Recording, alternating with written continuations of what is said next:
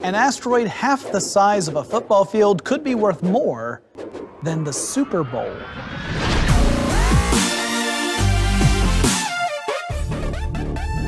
When it comes to precious metals, humans can get a little insane. I mean, even the terminology gets a little creepy. Show a human a pretty reflective surface and suddenly we're all, my precious.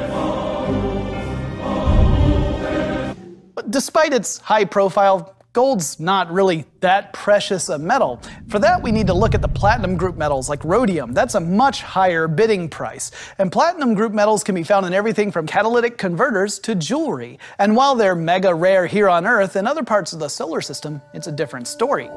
There are some scientists who believe that an asteroid only 150 feet wide could contain up to $130 billion worth of platinum group metals, and another $65 billion in water. And where there's precious metal in the ground, you can bet there's going to be a mining operation right behind. And that's the case here, with companies like Planetary Resources and Deep Space Industries are putting together mission profiles right now to get while the getting is good.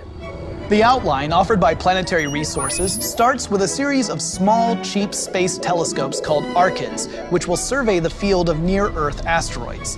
Next, self-propelled ARCIDs fly out for a closer look at the best candidates. Once we figure out which ones to mine, volatiles like oxygen and water are the first order of business. Landers could set down and begin operations on site, or if the asteroid is small enough, we could capture it and bring it back to orbit the Earth or the Moon for easier access. One of the reasons I'm really excited by the prospect of asteroid mining is that it's more than just making investors rich. This could be the future of space exploration. Think about it.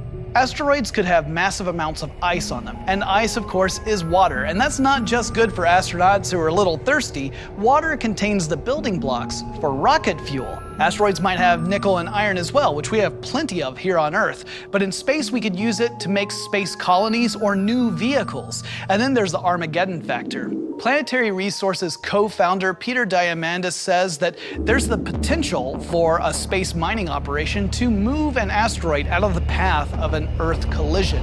Meaning there is a small chance that a space mining operation could save the planet. And that's not the only public good it's doing. In May 2013, Planetary Resources launched a crowdfunding campaign that opened up a space telescope for educational purposes.